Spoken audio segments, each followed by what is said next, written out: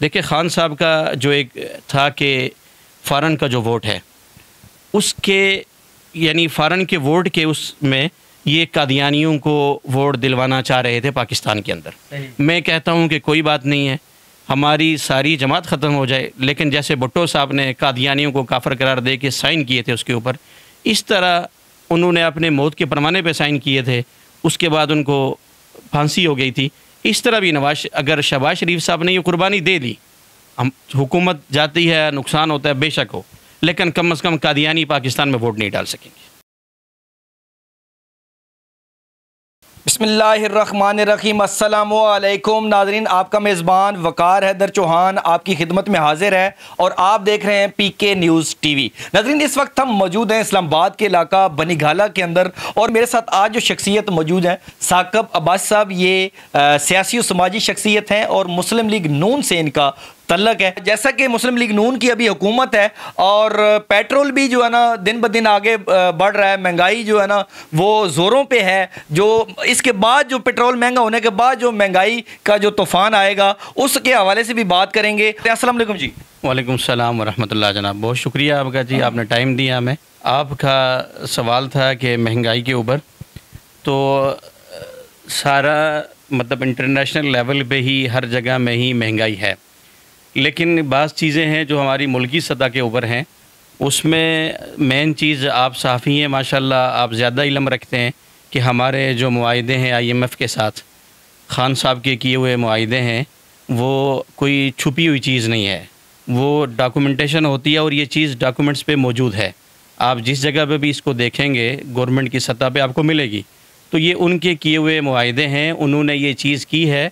उन्होंने IMF से जब कर्ज लिया तो उस पे ये चीज़ उन्होंने उनके साथ फ़ाइनल की कि हम इतनी टाइम में इतना पेट्रोल महंगा करेंगे, इतना डॉलर हम 220 रुपये पे लेके जाएंगे और पेट्रोल हम 250 पे लेके जाएंगे। अब वो लाजमी बात है, वो नून की हुकूमत आए या पीपल्स पार्टी की आए या कोई भी हुकूमत आती है तो वो मुआहिदा कंटिन्यू करना पड़ेगा, कोई हुकूमत उसको ख़त्म नहीं कर सकती। तो वो एक तो ये चीज़ है जो हम मुआहिदे कर रहे हैं। एक इंटरनेशनल लेवल पे पूरे वर्ल्ड में ही महंगाई है, कुछ उस चीज़ के असरात हैं 50% और 50% खान साहब के असरात हैं। आप क्या समझते हैं कि नून लीग जो अवाम की महरूमियाँ हैं उनको वो दूर कर पाएगी? जी इंशाअल्लाह ताला, पहले भी कम की हैं, आपके सामने है, सारी दुनिया के सामने ये चीज़ें हैं, पहले भी ये चीज़ें कम की हैं और अब भी इंशाअल्लाह ताला करेंगे। कोशिश भरपूर है, टाइम दिया जाए। जैसे खान साहब कहते थे मैं 90 दिनों में करूँगा, तो उन्होंने 4 सालों में नहीं किया। तो इसी तरह अभी शहबाज शरीफ साहब को 90 दिन नहीं हुए, अभी उनको 60 दिन भी नहीं हुए। टाइम दिया जाए, हर चीज़ जो खान साहब के किए हुए काम है ये सालों बाद भी नहीं ठीक। घबराना नहीं है? नहीं, घबराना तो बिल्कुल नहीं है, खान साहब ने पहले कहा था आपसे घबराना बिल्कुल नहीं है। और ख़ास करके हमारे वो दोस्त अहबाब जो PTI के, उन्होंने तो बिल्कुल नहीं घबराना। वो तो कहते थे जी खान साहब अगर 500 का भी पेट्रोल करेंगे हम डलवाएंगे। अच्छा। तो हम उन भाइयों से स्पेशली ये रिक्वेस्ट करेंगे, वो हमारे भाई बिल्कुल ना घबराएं, वो 500 के लिए तैयार रहें। अच्छा, ठीक है। अच्छा, मुझे ये बताइएगा कि बिजली का, खान साहब जाते हैं, बिजली का इशू नहीं है, ठीक है, लेकिन जो ही शहबाज शरीफ साहब आते हैं तो बिजली जाना शुरू हो जाती है। ये क्या मसला है? ये जो बात है आपकी बिल्कुल सही है, इसको ये देखना भी चाहिए शहबाज शरीफ साहब को। और ये कोई चले कीमतें बढ़ती हैं, हमारी समझ में आती है बात कि कीमतें बढ़ रही हैं, कोई मुआहिदा IMF के साथ, लेकिन इन चीज़ों को कंट्रोल करना ये शहबाज शरीफ साहब की ज़िम्मेदारी है।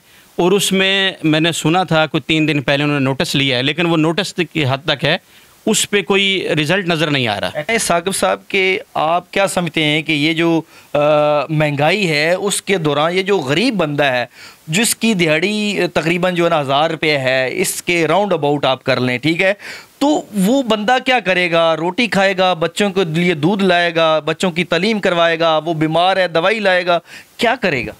देखिए जी, ये बात आपकी बिल्कुल सही है, गरीब आदमी पिसता जा रहा है दिन ब दिन। वो नवाज शरीफ साहब का दौर हो, वो खान साहब का दौर हो, वो जरदारी साहब का दौर हो, हर दौर में मुशर्रफ का दौर हो, ज़िया साहब का दौर हो, वो पिसता ही रहा है गरीब। गरीब हमेशा से 71 सालों से 72 सालों से पिस रहा है। गरीब का मुझे कोई यानी इस तरह की चीज़ नज़र नहीं आ रही। कहीं कहीं शहबाज शरीफ साहब की पहले हुकूमत में रोटी का प्लांट लगाया गया था, वो गरीब तक पहुँचती थी डायरेक्ट। अब मसला ये है कि गरीब, हाँ आप कह रहे हैं 1000 रुपये नहीं है, 18 से 20 हज़ार रुपये गरीब आदमी तनख्वाह लेता है, उसका 700-800 रुपये एवरेज रोज़ की इनकम है। मैं अब जब हम जाते हैं, हम स्टोर पे देखते हैं कि वो 800 रुपये का या 700 रुपये का एक ऑयल का पैकेट लेता है, वो उसके अंदर इतनी ताकत ख़रीद है ही नहीं कि वो कर सके, कुछ चीज़ को ख़रीद सके। अब उसको टाइम ही नहीं होगा कि वो इन चीज़ों के लिए खाने पीने की चीज़ें पूरी करे या वो अपनी दिहाड़ी लगा के कुछ करे। अब गरीब आदमी बेचारा दिन ब दिन पिसता ही जा रहा है, उसका कहीं पे भी कोई सहारा नहीं है। जो हमें चीज़ समझ आ रही है, जो हकीकत है, हम कहें जी मियाँ साहब का दौर है तो बहुत अच्छा है, लेकिन गरीब आदमी बेचारा पिसता ही जा रहा है। गरीब के साथ बहुत ज़्यादती हो रही है पाकिस्तान। देखिए खान साहब का जो एक था कि फ़ॉरेन का जो वोट है उसके, यानी फ़ॉरेन के वोट के उसमें ये कादियानियों को वोट दिलवाना चाह रहे थे पाकिस्तान के अंदर। मैं कहता हूँ कि कोई बात नहीं है, हमारी सारी जमात ख़त्म हो जाए, लेकिन जैसे भुट्टो साहब ने कादियानियों को काफिर करार दे के साइन किए थे उसके ऊपर, इस तरह उन्होंने अपने मौत के परमाने पे साइन किए थे, उसके बाद उनको फांसी हो गई थी। इस तरह भी अगर शहबाज शरीफ साहब ने ये कुर्बानी दे दी, हम हुकूमत जाती है, नुकसान होता है बेशक हो, लेकिन कम से कम कादियानी पाकिस्तान में वोट नहीं डाल सकेंगे। कि आपका कोई मैसेज है तो वो बता दें, जो है ना अवाम के लिए क्या मैसेज है? जी चौहान साहब, मैसेज मेरा ये है बिलखुसूस PTI के लोगों के लिए, ये ऐसे लोग हैं कि इनके लिए कोई भी चीज़ मतलब खान साहब की वो हरफ आखिर है, उसी चीज़ को ये दीन समझते हैं, उसी चीज़ को ये कहते हैं ये दीन है और यहाँ बात ख़त्म हो जाती है। मेरा एक इन लोगों को एक पैगाम है, ये पढ़ा लिखा तबका बिलखुसूस इसमें ज़्यादा शामिल है, एजुकेटेड जो हैं अफसर लोग हैं वो इस चीज़ पे ज़्यादा हैं, बर्गर फैमिलीज़। वो पता है क्या, मैं कोई भी आप बात करते हैं प्रूफ के साथ करें, आप किसी आलिम के ख़िलाफ़ बात करते हैं दलील के साथ बात करें, सबूत लाएं जी फ़लाँ बंदे ने ये चीज़ गलत की है, इस पे इनको पकड़ा जाए। मैं जैसा कि मेरा मकसद जो है मैं ज़रा वाज़िया करना चाहता हूँ, PTI के लोग मौलाना फजलुर रहमान साहब पे बहुत ज़्यादा बहस करते हैं। मेरा एक सवाल है इन लोगों से कि 3.5 से 4 साल इनकी हुकूमत रही, तमाम हमारी एजेंसीज़ वज़ीर आज़म के कंट्रोल में थी, हमारी आर्मी थी, जितनी भी यानी नैब और इस तरह के मुतल्लका इदारे FIA सारे वज़ीर आज़म के ज़ेरे कंट्रोल थे।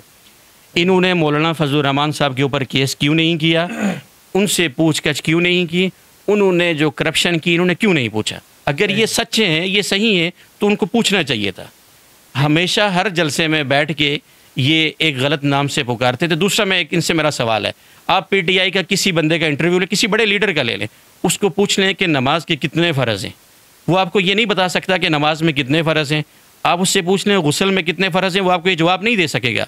मैं गारंटी से कहता हूँ कि आप उससे वज़ू के, गुस्ल के और नमाज के फ़र्ज़ पूछते, वो जवाब नहीं दे सकता। लेकिन आलिम के ऊपर वो इस तरह बात करेगा कि जैसे ये उसकी कोई टोटल यही उसका इंचार्ज है। आलिम के ऊपर बात ना करे, आलिम की जो गीबत करते हैं, बुराई करते हैं, ये बहुत बड़ा गुनाह है। और मेरा खुसूसी पैगाम, मैं आप अगर आपके पास सबूत है, सियासी इख्तिलाफ ज़रूर रखें, लेकिन आप उनके साथ गलत अल्फाज में ये चीज़ें छोड़ दें। ये कल आपकी औलाद के आगे, आपकी नस्लों के आगे ये चीज़ आएगी। जो लोग उलमा से बुग़्ज़ रखते हैं, उलमा से नफ़रत करते हैं, अल्लाह ताला उनकी नस्लों को तबाह करता है। ठीक है, थैंक यू जी। नाज़रीन, मेरे साथ मौजूद थे साकिब अब्बास साहब, और इनका कहना यही था कि जो मौजूदा हालात हैं और जो पेट्रोल जहाँ जा रहा है, जहाँ महंगाई का जो ज़िम्मेदार है वो असल में इमरान खान है, क्योंकि इमरान खान साहब ने ये IMF से वादे किए हुए थे, ये बाकायदा एग्रीमेंट था कि वहाँ हम पेट्रोल जो है ना हम ऐसे इतने पे 250 पे लाएंगे और फलां जो चीज़ें हैं वो भी हम ऐसे करेंगे, और वो तो चले गए, लेकिन जो गन था, जो पीछे मामलात थे, वो हमारे लिए मुश्किलात छोड़ दिए हैं। और उनका कहना यह भी है कि अगर मुस्लिम लीग नून और इत्तेहादी जमातें मुल्क को ना संभालती तो यहाँ पे बहुत सी जो है ना वो चीज़ें ऐसी हो जानी थी, जैसे मिसाल के तौर पे आटा अभी मिल रहा है, चीनी मिल रही है, घी महंगा है, मिल रहा है, लेकिन उनका कहना यह है कि अगर इमरान खान साहब होते तो ये चीज़ें यहाँ पाकिस्तान के अंदर दस्तयाब ही ना होती। तो ये हमारा आना बहुत ज़रूरी था और पाकिस्तान बहुत जल्द एक खुशहाल मुल्क बनेगा। इसी के साथ अपने मेज़बान वकार हैदर चौहान को इजाज़त दीजिए। अल्लाह नेगहबान।